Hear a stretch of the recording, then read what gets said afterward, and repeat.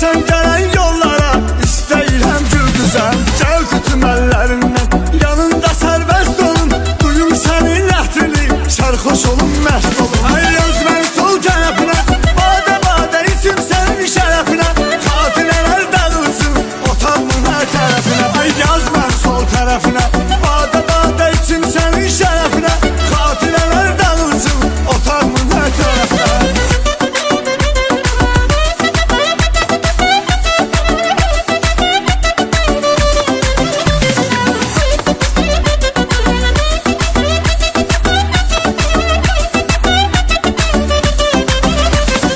Gözüm qalıb gözümdə, bunu bilirsən özündə.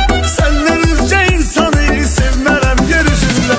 Sənnət ürəkli yarım, arzu diləkli yarım. Mənim həyatım sənindir, səndədir ixtiyarım. Ay yaz mən sol tərəfinə, badə badə içim sənin şərəfinə. Xatirələr dağılsın otağımın hər tərəfinə. Ay yaz mən sol tərəfinə, badə badə içim sənin şərəfinə. Xatirələr dağılsın otağımın hər tərəfinə.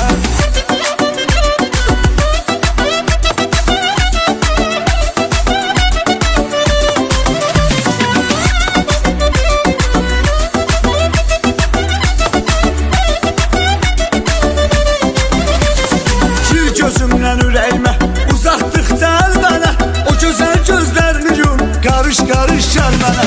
Elə sevək ki bir-birin hamı qoy bizə baxsın. Niyə sənə həsrət qalım, niyə ürəyim darıxsın. Ay yaz mən sol tərəfinə, badə badə içim sənin şərəfinə.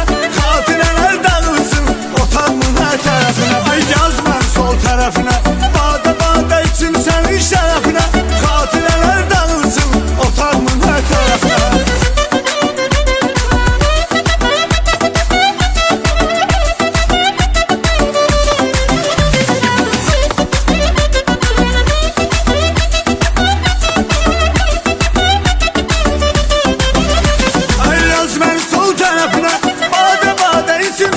Şərəfinə, xatirələr dağılsın otağımın hər tərəfinə.